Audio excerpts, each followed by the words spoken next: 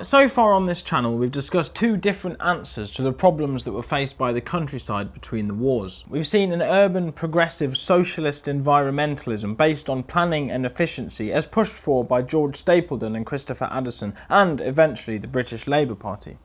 We've seen Lymington and Balfour's aristocratic fascism that wanted to return to feudalism and eradicate farmers and scientists. And today we discuss a third proposal put forward by scientist Daniel Hall and agricultural economist C S Orwin. They wanted to nationalise the land, which is one of the reasons the aristocrats in the organic movement really hated scientists. I'm with the science team. Last week we looked at C S Orwin's analysis of why British farms don't function very well in a market economy. Some of these things are just economic facts, but some of them could be fixed. His friend, prominent scientist Daniel Hall, put forward some proposals in this book subtitled An Approach to Farming in the National Interest, which is important because he's not arguing for what farmers want, but what he thinks the country needs. It has been contended that British farmers, taken collectively, constitute a fairly representative sample of our people, and are neither incompetent nor out of touch with the modern developments of science and engineering. The state of the countryside points to something definitely wrong, not so much with farmers as with the system they are being called upon to work. So they think the system in the British countryside is broken. Hall compares the efficiency of British production to other countries and draws some conclusions. British farming cannot make use of new technology to increase and cheapen production because of the smallness of farming units and the haphazard parcelling of our land, which had been laid out into farms without consideration of economic working under modern conditions. Subsidies and protection tend to keep in being old methods and indifferent farming. They give excessive profits to good farmers in order to enable bad farmers to live. So Hall dislikes subsidies and government protection. Economically speaking, they preserve the unfit, and over time any profit made in farming is absorbed by landlords in the form of rent. One cannot escape from the conclusion that the landowner will take the margin between what the land can earn and what the farmer will work for. He argues that if the government spends money on farming, that money is wasted. Subsidies and grants provide capital improvements to the land, but landlords should do that. If a landlord makes investments on his own land, he can get his money back through rent, whereas the state has no way of doing that. Hall wanted farming to be profitable enough to stand on its own 2 feet and save the government money, but the system just wasn't working. The whole countryside needed to be reorganised, and to do that, the land had to be nationalised. If then the state is aiming at farming efficiently, it must directly or indirectly exercise control of the use of the land. And since that control can only be brought into play by an owner, the first requisite of a constructive policy is the acquisition of agricultural land by the state. This sounds a lot like communism. The Soviets had big collective farms with centralised depots to make good use of science and machines, but that isn't the intention at all. If the state must own the land, it does not follow that it must farm it, but only as owner can the state secure its redistribution into units of a size more suited to the use of machinery. The land must be planned for economy of production. Hall wants the state to reorganise the British countryside into economic units large enough to make use of economies of scale and stand on their own 2 feet. He wants to design a countryside that can be capitalist successfully. I would not attempt to remove the motive of private profit, but would seek only to replace the old landlord by a better informed and more enduring landlord who obtains his powers from the state. It is not tenancy that is breaking down, but indifferent landlordism. Hall wants a rebirth of the partner in husbandry idea for the scientific age, which, in my cynical view, I find quite peculiar. I think the partner in husbandry idea was always nonsense. It was an excuse for the aristocracy, a pre-modern social class, to continue existing into the modern age. As soon as it's put under any strain at all after the repeal of the Corn Laws, it falls apart completely. But Hall really likes the idea. Instead of aristocrats and farmers, he wants the government and companies. So now you see why our friend Lymington hated scientists. Between the wars, the aristocrats and scientists were trying to culturally eradicate each other. And note that they were also both trying to culturally eradicate farmers. Lymington wanted to replace them with peasants, and Hall wanted to replace them with companies. And of course, there were no farmers present in this debate. As landlord, the state could rearrange land holdings and infrastructure to suit 20th century technology. And if farms were lumped together, they can have access to professional managers and potentially finance through shareholders and all of the other things normal companies have.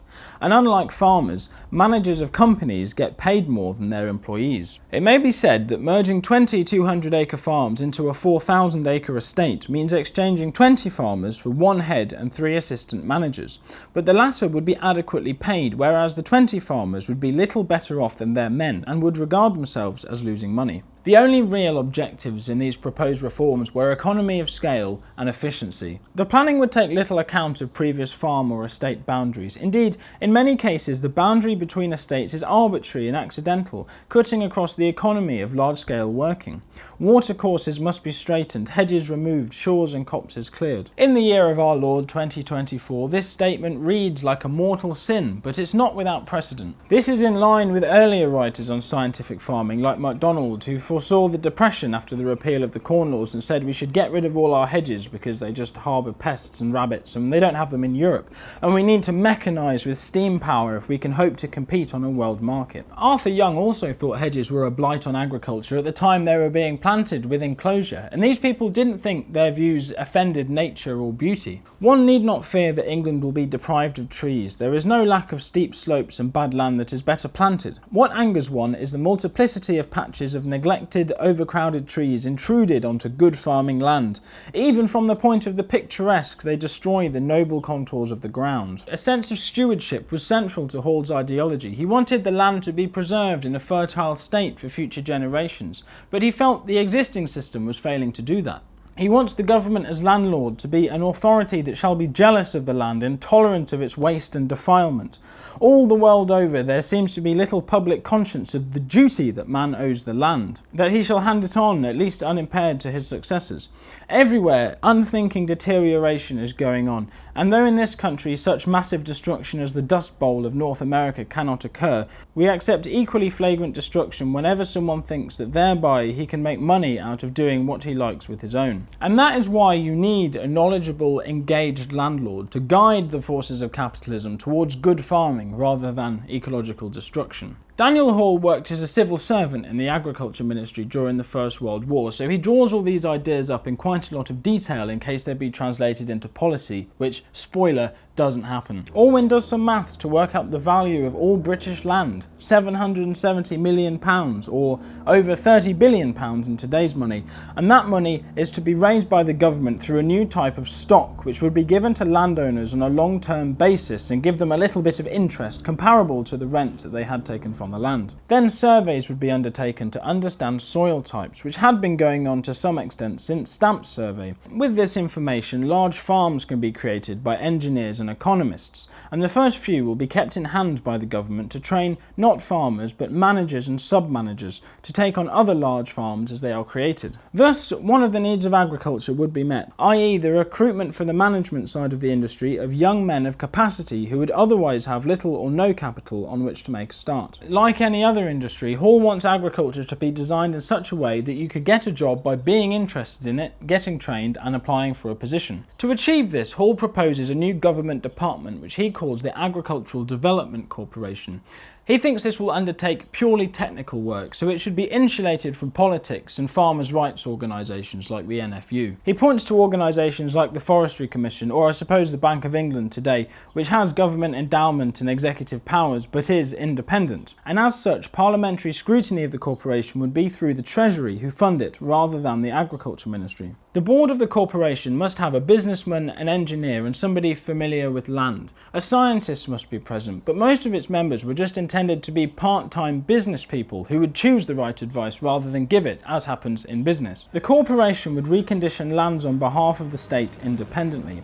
It would locate lands for improvement, undertake surveys, dispossess its inhabitants, but perhaps recruiting a few of them if they're particularly talented. The corporation would also talk to agricultural colleges to recruit a new managerial class. Hall wants the route to a career in agriculture to be education and selection based on merit. And then the corporation would give these lands back to the Crown Estate to let them to tenants. And that's it. It's not a very complicated idea. They wanted the government to be an enlightened landlord, a partner in husbandry, and to redesign the land in such a way that it worked in the 20th century. Bigger farms that could make use of technology and economies of scale would hopefully pull British agriculture out of its depression. So that's the plan, but Hall finishes with a few cultural points. He objects to the urban back to the land movement as something preventing farming becoming a modern industry. Now the crude uniformity of the cities is turning people's eyes back to the country as a place of escape. escape, but farming must not be held down to a past, merely because that would be in conformity with the aesthetic outlook of the townsfolk. And he has a go at the organicists. At the present time, it is good form to abuse science. From a recent book that had been written in support of a return to the old ways of farming without mechanisation or artificial fertilisers, I find sentences as, from specialists, experts, authorities, cranks, quacks, and all clever people, good Lord deliver us. The truth is that the British governing class, whether in public affairs or private business, have not yet learnt how to use the expert. And then he says the landlord class don't need to worry because their estates are being eroded by death duties anyway, and if they were interested in land, they could become one of the government's tenants. Men who are vitally interested in their estates can become tenants under the Crown, can farm the whole and retain all the amenities and sporting rights they formerly enjoyed. Orwin also makes a slightly tongue-in-cheek comment when he says that landlords in the sense established by the agricultural revolution are supposed to be progressive and embrace science. He says the Rockinghamites of that era would undoubtedly support the redesigning of the land to suit the 20th century, as they had done in the 18th century when they redesigned it with enclosure. Hall makes this point in bold font, which he doesn't do anywhere else in his book. The scheme here proposed is but an orderly progression along the line British farming has been following throughout all its history. And that is what the agricultural scientists wanted to do between the wars to save British farming. If people are interested, I might do a little overview video comparing all of these different ideologies, but otherwise we're on to the Second World War, which is one of the most important things that has ever happened, and we'll see how all these different ideologies play out against each other as our population is threatened with starvation. Stick around for it.